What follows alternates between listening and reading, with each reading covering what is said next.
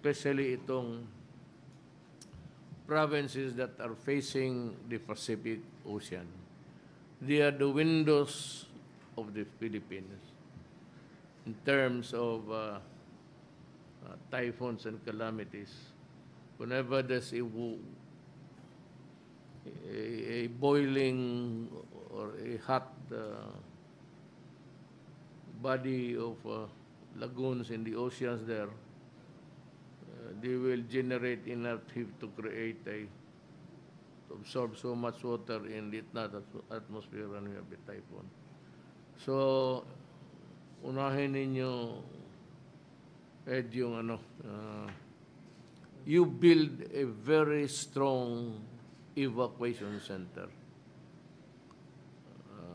Wag naman yung as strong as the Titanic and then saying that even God cannot sink